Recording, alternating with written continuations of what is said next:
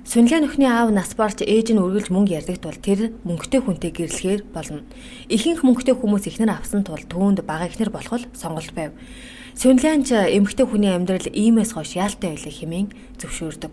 Ингээд тэр чүнг их хэрийн дөрөвдөг ихнэр болон ирэв. Үүдээр орж ирэхэд нэгэн охин хувцас суугааж байхыг хараад туслах гээд очиход охин түүнийг дөрөвдөг эзэгтэй гэдгийг мэдэн муухай ажилдаг. Сүнлээнийг улаан дэнлэн өрөөнд оруулж усанд оруулж хөлөнд нь массаж хийж хувцсыг нь солилоо. Орой шинэхэн нөхөр нь орж ирэн хөлний чинь массаж таалагдсан уу? Эмэгтэй хүний хөл тав тухтай байвал би ирүүл байна. Мөн эмэгтэй хүний ажиллаач сайн хийн гэж хэлээд хувцаа тайлаад орондоо ор гэв. Удалгүй зарснаар ирж 3 дугаар эзэгтэй бие муугаа туулаа таныг дуудулж байна. Очихгүй бол шүнжин бид нарыг буруутгах гэснээр ноён явчаад ирэхээр болдог.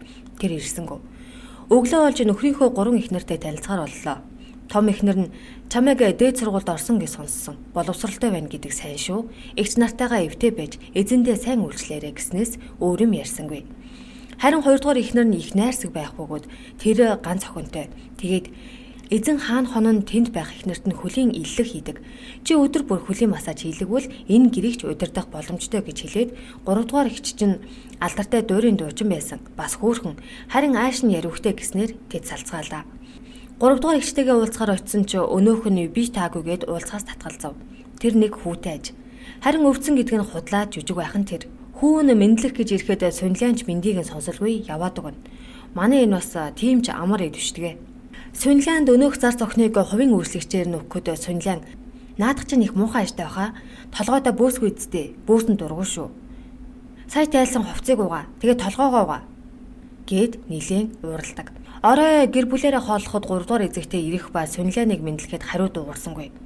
Чөө ноёнтон эгчдүү та нар бие биенээ сайн халамжлаарай. Сүнлээн ягаад хоолоо идэхгүй байна гэхэд тэр мах идмэргүй байгаагаа хэлж тусдаа ногоо жимс сахиална. Эхний 2 эхнэр 4-р дүүдэд тун сайн хандаж байлаа. Нөхөр нь бүх эхнэрүүдээ бүгдийг нь нэг газар хүлээлгэж байгаад хинтээ хонохоо зарладаг байлаа. Ингээд ундах гэтэл 3 дугаар эхнэр дуулж эхлэх нь тэр. Нөхөр нь түүнийг бүү тоо наадах чинь баярлсан ч ууралсан ч дуулдаг юм. Муу эргүү тэнэг гэсэн ч зэвүү дургуун зэрэг хүрсэн Сүнлээн 3 дугаар эхнэрийг хайн очиход өнөөх нь хар шөнөөр дээвэр дээр дуулаад зогсож байдаг. Тэгээд "Эгчээ та идэгч гисэн үү? Би таны дуулахыг сонсох гэж ирлээ" гэхэд өнөөх нь "Би дуулмааргүй байна. Сонирхолгүй болчлоо. Сайхан зүднээс чинь сэрээч гисэн үү?" гэж хэлээд явж өгнө. Түүнийг орж ирэхэд нөхөр нь хувцалчихсан байх ба би түүнийг гомдоочихсан юм аа. Тэр уурлахаараа манай өвгд эцэг хүртэл хараадаг. Өөдгөө мал гээд Сүнлээн битгий хүүхчиг бай. Би өдөр чамайг дуртай газрын чинь буузыг идүүлэхээр авч явна. Уурлах хэрэггүй. Хөвлөний массажны мөрөөдөл болсон хүмүүс биш дээ гэж хэлээд гардаг. Маргааш нь 3 дугаар эхнэрийн өрөөнд дэнлүү хөөргөв. 3 дугаар эхнэр "Чи энд яах гэж ирэв? Шинэ эхнэрээсээ уйдаа юу?" гэхэд тэр надад ууралчихсан. "Чи айдуу зөөлөн бас надад дуудуулж өгдөг" гэдэг юм да. 3 дугаар эхнэр дуулж нөхөр нь сайн хэмээн чангаар магтана. Байж адсан нөхрөө алдсан гэх юм уу?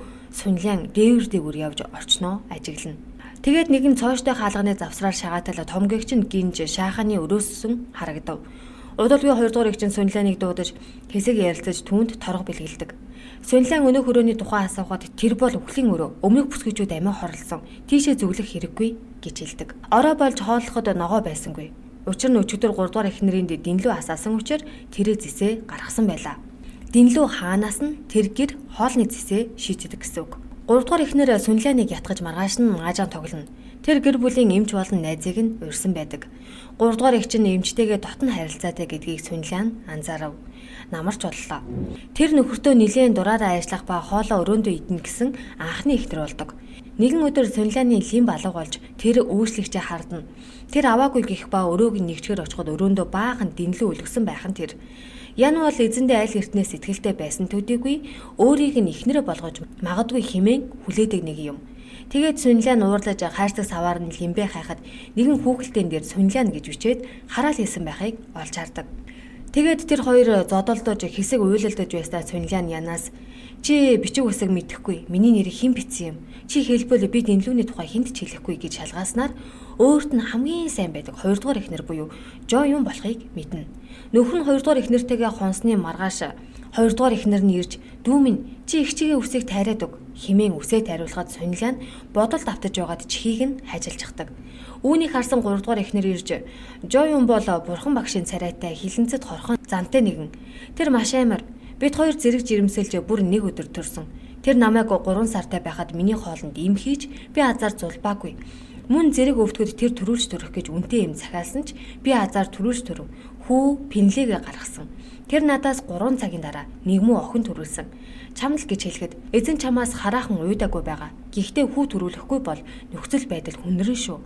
Чи намайг өөртөө дургүй гэж бодох хэрэггүй. Би чамд биш, 2 дугаар эхнэр л хамгийн дургүй гэж хэлдэг.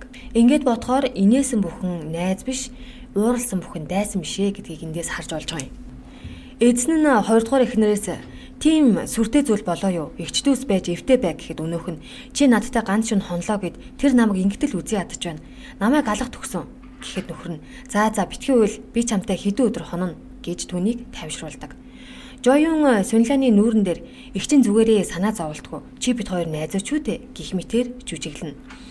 Нөхөр нь ирэхгүй удвал зарцнаар нь хүртэл эхнэрүүдийг нь хүндэлж харьцгаа болдог байлаа. Өвлөн Сунлиан жирэмсэн гэснээр тэдний өрөөнд өдөр бүр дэнлүү асах боллоо. Тэгээд бүр 2 дугаар эхнэрээрээ Сунлианд нурууны бариа хийлгэхээр болдог.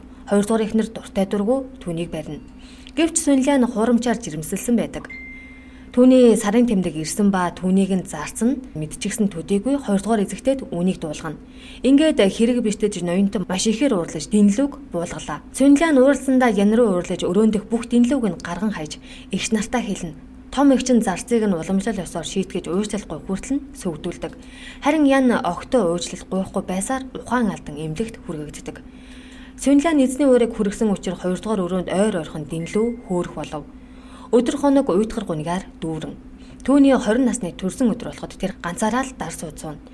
Яг энэ үед ян нас барсан гэдгийг хөгшин зарцсан түүнд хэлв. Тэр нь бүрж ихээр гуниглуулдаг. Тэр архиугаад болохгүй байсан тул зарцсан том эхнэрийн хүүг түүнтэй ярилцаад өгөөч гэж гуйна. Сунлиан уусаар байсан тул арга буюу зарцсан 2 дугаар эзэгтэйг дуутахад согцсон Сунлиан түүнийг таныг эзэн хаан таалж байгаа. 3 дугаар эгч царайлаг эмчтэйгээ уулзаж байгаа. Надад архиухаас өөр ямар ч арга алах хэмээн ам алдав. Маргааш нь 3 дугаар эхнэрийг эмчтэй буудалд байхад нь 2 дугаар эхнэр олсон байв. Ингээд тэрээр санаатай санамсаргүй 2 хүний аминд хүрчгэв. Дараа зунана гэхэд нөхөр нь ахин эхнэр авч эхнэрийн тоо 5 боллоо. Харин Сунлиан сэтгэл санааны гүн хямралд орж 2 хүний амнасыг өөрийн мэдээлгүй авчихсан тул галзуурснаар энэ кино дуустдаг.